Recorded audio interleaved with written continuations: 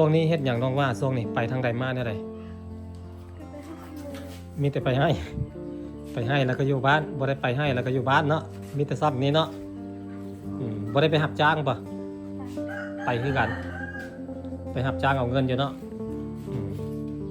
มีเวียกก็เจ้ามาให้อันไปเฮ็ดก็ไปเนาะน้องกาก็ไปนำพอได้อันซื้อข้าวกินเนาะ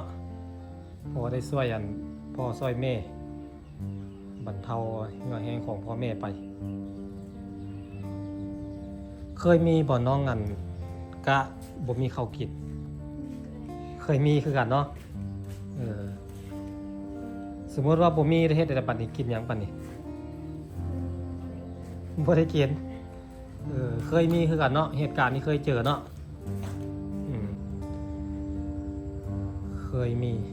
เหตุการณ์ที่แบบว่าบ่มีข้าวกินแล้วก็อดเอาแล้วก็มือใหม่มาก็ไปซอกไปหาเนาะครอบครัวก็ประมาณนี้ครอบครัวก็ทุกข์ยากข้าวก็ได้ซื้อกินเนาะ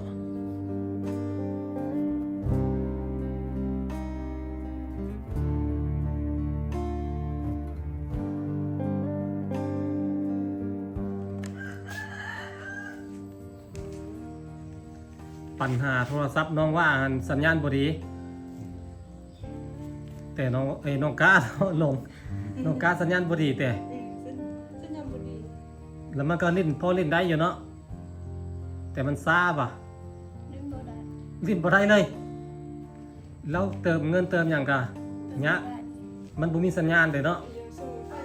โอ้โหถึงขั้นว่าเติมเงินบ่ได้แล้วมันก็บ่ธรรมดาแล้วสั่น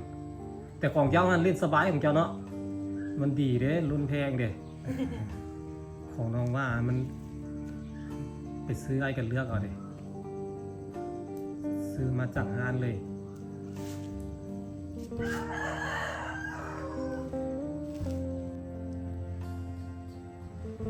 จังหน่อยก็ได้ดังไฟนึ่งข้าวแล้วเนาะน้องว่าเนาะจังหน่อยก็จะได้นึ่งข้าวแรงนะเอาเข้ามาแล้วนี่น่ะเข้านี่ฮะเหนียวปุ๊กเลย500,000ไปมีเสาได้ทันโอ้เกือบ1,000 บาทเนาะโอ้ไปซื้อแนวน้ำกระเจ้าเอามาไว้ปุ๊กเจ้าโอ้ได้ไปซื้อมาเหลือ2 เป่านี้เหลือ2 เป่าเขาเจ้ามาเลยเหลือเป่าเดียวลูกเดินเลยเหลือเป่าเดียวเขาสั้นตอนยังเลือดได้ทันนี้น่ะประมาณจักโลประมาณ4-5 โลนี่แหละ4-5 โลข้าวเหนียวเนาะจังเลยก็จะไปซื้อมาจังเลยก็จะได้ไปซื้อเติม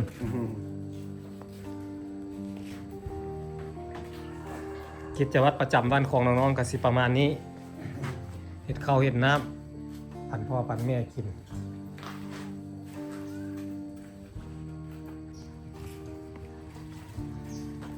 ดังไฟนึ่งข้าวเหนียว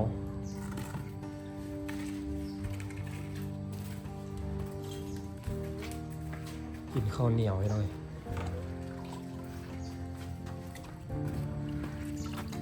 น้องกากำลังล้างข้าว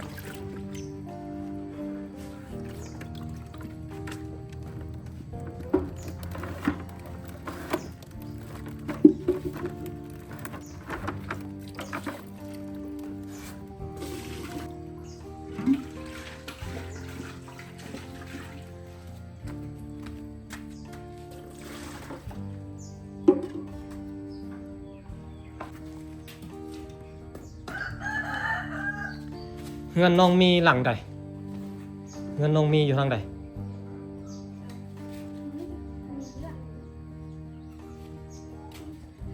อยู่ทางพุ่นแต่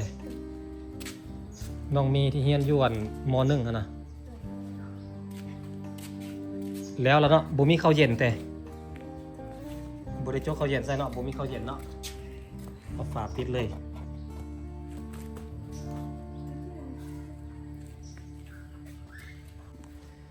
ช่วงนี้เฮ็ดหยังน้องว่าช่วงนี้ไปทางใดมาแนวใด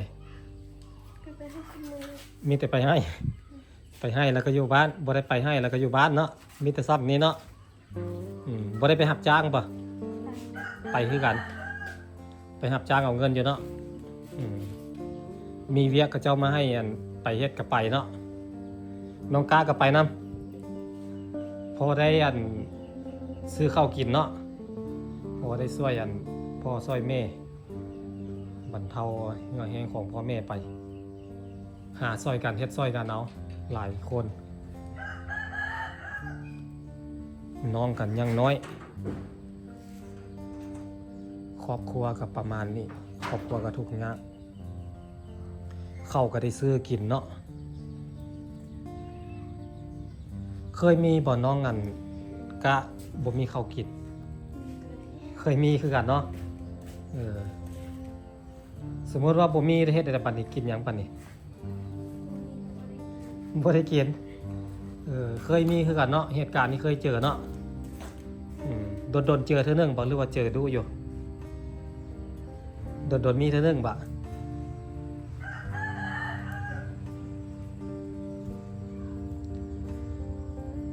เคยมี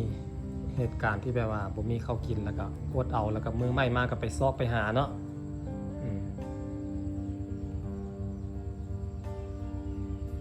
เพราะว่าเหตุส่วนมันก็บ่ได้ว่าสีได้เสมอไปมันก็ต้องฮอดปีมันจังได้เนาะฮอดปีมันจังสิได้บัดนี้เฮาว่ากินคู่มือบัดนี้เฮาให้เหตุส่วนก็บ่ได้หมายความว่ามันสิราคาดีเนาะเฮาขายหั่นขายนี่ก็ได้บางเทื่อบัดลุกทื่นคือพ่อน้องเว้าหั่นแหละปลูกมันต้นก็ไปยืมเงินเขามา24ล้านรวมดอกรวมหยังพอดีเป็น28ล้านเฮ็ดเวียกมาหมดปีเมื่อยมาหมดปีสุดท้ายมาบ่ได้หยังเลย สุดท้ายมาก็เอาเงินนั้นไปใส่นี่คือเก้าบ่ได้หยังเลยปีนี้ก็อึดเข้าหารับจ้างกันบ่ค่อยมีแต่รับจ้างรายวันเอาเนาะรับจ้างรายวันก็มีเป็นบางมื้อมีเขาเจ้ามีให้เฮ็ดจังได้เฮ็ดเขาเจ้าบ่มีเวียกเฮ็ดแล้วก็บ่ได้เฮ็ดคุมื้อนี้ถ้ามีเวียกเฮ็ดก็ไปเฮ็ดเนาะก็บ่ได้อยู่ละล่าเนาะ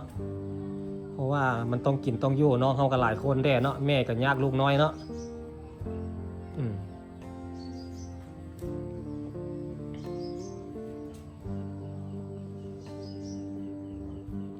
ถ้ามีไฟฟ้าได้ไฟฟ้าคือสิดีเนาะน้องกาเนาะมันจังสิบ่ร้อนเนาะมีเปิดพัดลมใส่ได้เวลากลางคืนนอนก็ได้อันนี้ไฟก็บ่มีแสงสว่างก็บ่มีร้อนก็นอนร้อนเลยน้องว่าได้ยินข่าวได้ยินคำว่าอายบอกว่ามีคนถามอยากให้ได้ยินว่าอายมาถามให้คนถามว่ามีคนให้อายถามนะเจ้าได้ยินจากปากอายนะว่าเขาเจ้าสีเข้าไฟให้นะรู้สึกแบบใดดีใจแต่ดีใจเนาะเพราะว่าตั้งแต่น้อยจนใหญ่กับบ่มีไฟฟ้าเนาะเคยใส่น้ำมันพอปูบ่หรือพอเท่าพอปูเนาะเคยใส่น้ำเรื่องแต่เขาเจ้าก็ตัดออกไปละบ่ได้ให้ใส่น้ำละก็เคยใส่น้ำพอปูหันโดนบ่ได้จักเดือนจักปีประมาณ3 ปีบัดแล้วพอฮอด3 ปีแล้วก็เจ้าบ่ให้ไซบ่หรือว่าแนวใดบ่ฮู้เนาะบ่ฮู้นำเรื่องของผู้ใหญ่กับเจ้าเนาะเอาบ่ฮู้นำบ่ได้ใส่ไฟมาจักปีแล้วนี่ตั้งแต่บ่มีไฟนี่2 ปีแล้วแต่2 ปีปลายแล้วที่บ่มีไฟฟ้าใส่นี่เนาะคันใดอีหลีนี่คือสิดีใจขนาดเลยเนาะน้องว่าเนาะน้องกาเนาะได้ไฟให้เข้าเฮือนให้น้องให้พ่อแม่เนาะดีใจวะเนาะเพราะว่าเขาอยู่แบบบ่มีไฟเนาะหายากที่คนที่เขาเจ้าใจดีนะหายากเขาเจ้าเห็นอีตนเขาเจ้าอยากให้เมื่อนี้ค่อยกับสีลมน้ำเขาเจ้าเติมสีคุยน้ำเขาเจ้าสีบอกเขาเจ้าเพราะว่าเขาเจ้าบอกค่อยว่าให้มาถามเบิ่งว่าราคามันเท่าไหร่นะประมาณเท่าไหร่นะประมาณ 7-8 ล้านตีไปประมาณ8 ล้านเพราะว่าเงินน้องอยู่ไกลเสาไฟหน่อยนึงอาจจะได้ใส่เสาไฟเติมถ้าได้ใส่เสาวันสเตนเลสของไฟฟ้าหันกับสิแพงได้ประมาณ 5,000 ค่อยเคยซื้ออยู่ประมาณ 5,000 บาท 5,000 บาทกับสิตกอยู่ประมาณจักล้านวะประมาณ3 ล้านปลายพุ่นแหละเสาหนึ่งอ่ะคันเฮามีเสาไม้กับเสาไม้ใส่เอามันก็สิประหยัดไป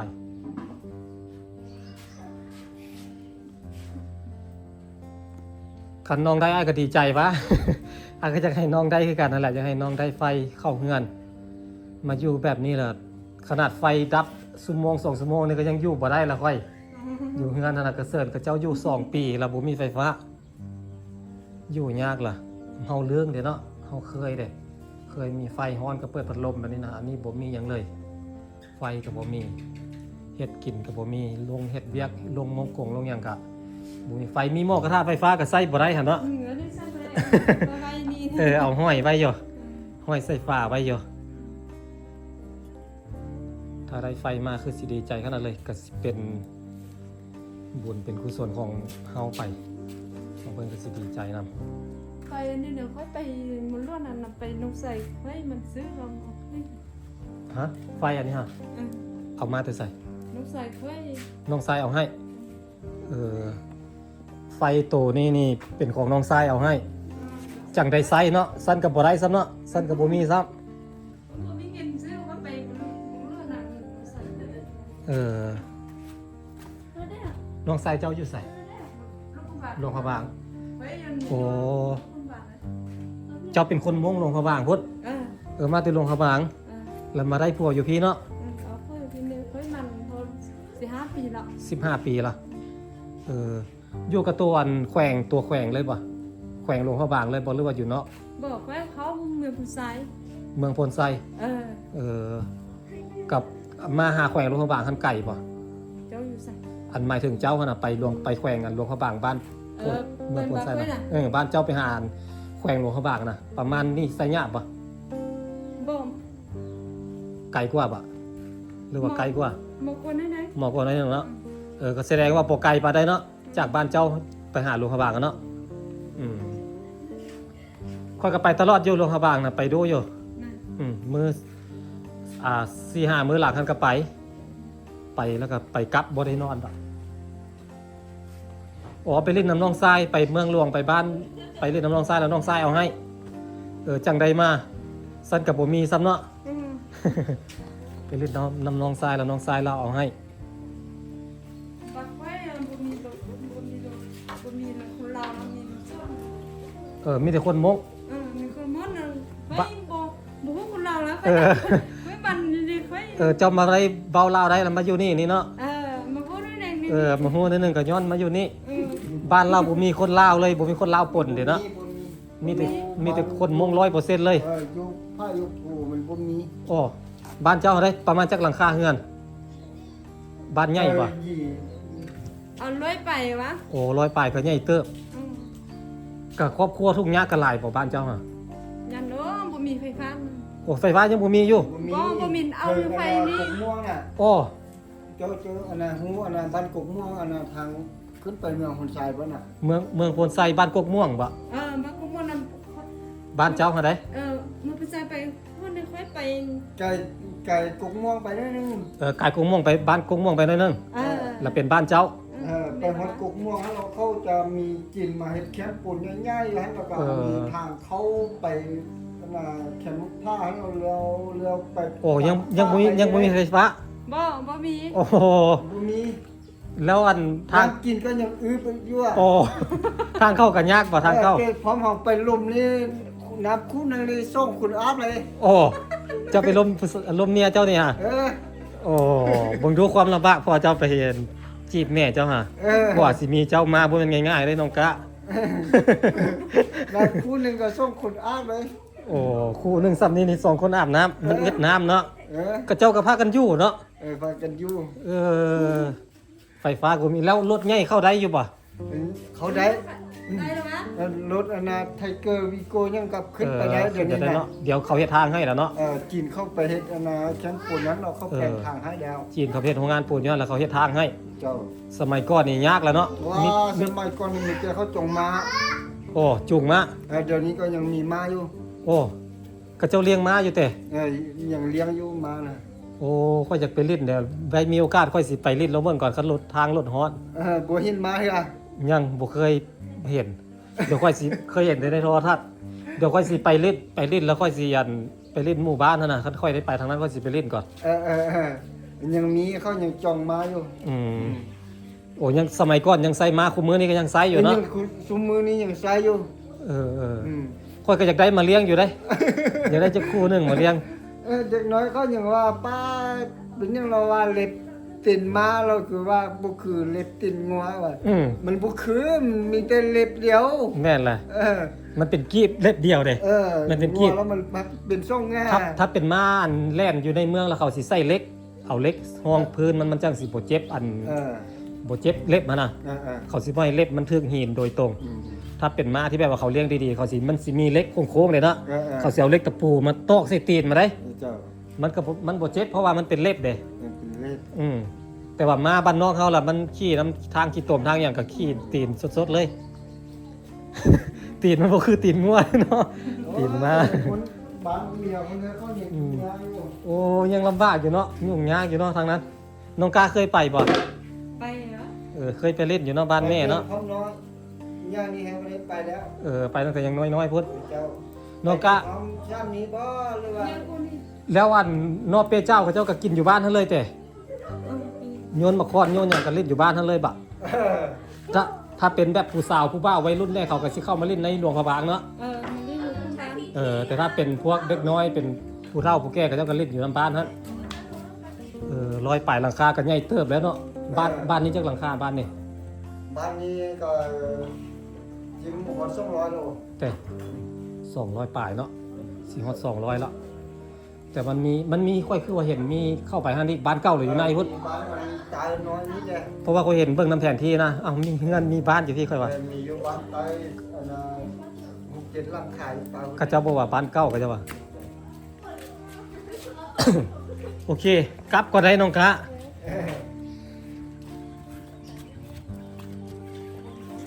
สบายดี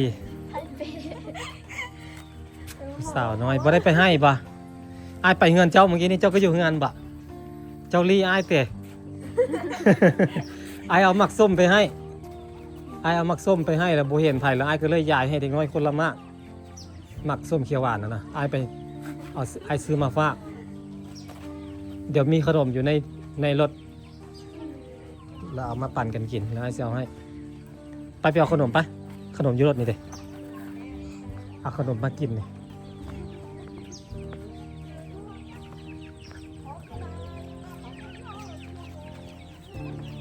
เลี้ยงไก่น้อยบะ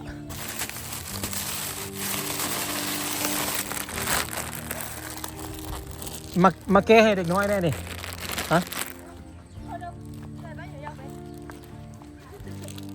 เอาไปยายอันใหญ่กับเจ้าเนาะใหญ่เด็กน้อยผู้เฒ่ากับใหญ่ให้กับเจ้าเด้อ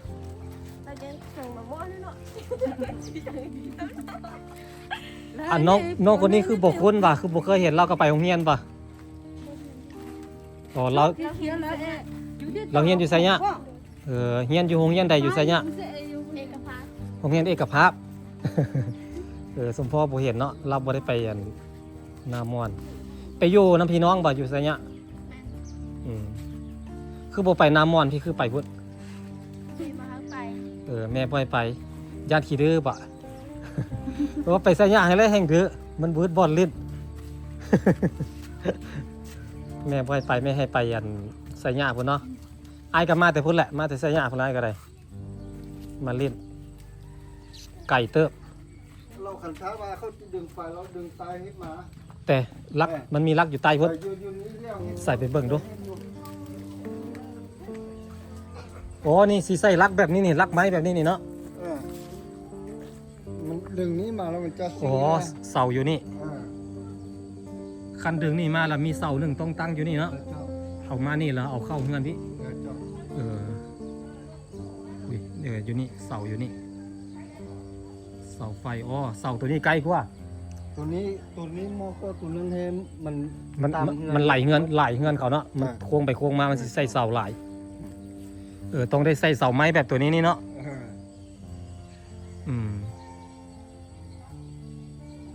อ๋ออยู่นี่ก็สิประมาณนี้แหละประมาณ 7-8 ล้านนี่แหละเนาะถ้ามีถ้าดึงไฟมาได้เฮ็ดเฮือนเจ้าฮอดเฮ็ดได้ เด่นค่อยลองหดนี้เนี่ย บ่อนขุดดินนี่ หมดขุดดินนี้ มานี่เนาะแล้วก็หน้าเฮือนมานี่ เจ้าหน้าเงินมา กุ้งมะขามมาเด้ แม่นหมด ของเจ้ามาเลย แม่นหมด สมมุติทางออกได้ออกใส่ออกนี่ก็ได้บ่ ออกนี่ทางรถเขาออกซูมือให้ออกนี้คือว่าเขาเอาเหล็กตะนั่งอัดหันเราเขา เอารถจักรให้เอาออกไป อ๋อรถซิ่งล้อออกพี่ เจ้า ก็เจ้าเฮ็ดหัวอัดแล้ว เห็นหัวอา แต่เวลาออกก็ ค่ายออก ไข่ออกเขาจ้องประตู ใครอยู่จุ้งให้กัน มันต้องจุ้งได้บ่จุ้งมันก็ผิดล่ะผิดกฎหมายล่ะโอ้อันนี้มันจักมันอันนั้นแตกเนาะ ปอกซุป ปอกสูบแตก ทางตัวนี้นะ ปอกสูบแตกก็เลยบ่ได้ใช้งาน มันเขาแปลงเราเขาตอกปอกซุปได้ซื่อน ายสร้างซื้ออุปกรณ์มาให้นายสร้างแปลงนายสร้างเฮ็ดเพซ้ำ สร้างมั้งอันนี้บ่แม่นสร้างแปลง วันนี้เราแปลงได้แล้วก็ขี้ได้แล้ว ประมาณ 2-3 ล้านเนาะแปลงเนาะ เจ้า โอ้เพราะว่ารถมันบ่ได้เป็นอย่างไรมันเป็นแต่จักรเด้เนาะ อืมโอ้เจ้ายังได้เปลี่ยนหลายอยู่นี่ยางก็เปลี่ยนแล้วนี่ บ่โปดพอแต่หัวซื่อ เจ้าโดนไปเจ้าบ่สูบบ่หยังมันเสียได้ อย่างนี้เนาะเจ้าต้องสูบไว้คันเจ้าบ่ใช้งานโดนแล้วมันเสียนะผู้เลยไข่บักเดยปีหน้าพุ่นแล้วเนาะบักเดยก็เป่าเดียวจังสิแปลง Đức sống ăn mình dạy bút tỏ ăn mua bút tỏ dạy chúng ta เรียนห้องใดล่ะน้องคนนั้นน่ะมสองสิเว้าลาวเก่งแล้วเนาะไปเรียนอยู่อันไสยะเนาะเพราะว่าหมู่คนลาวหลายเด้ไปเรียนอยู่นามอนแล้วหมู่คนลาวบ่ค่อยหลายปานใดส่วนหลายคนมงไสยะน่ะเว้าลาวเก่งเว้าลาวเก่งชัดเจนเลยเบิ่งบ่ออกเลยว่าเป็นคนมง เขาเจ้าเว้าเก่ง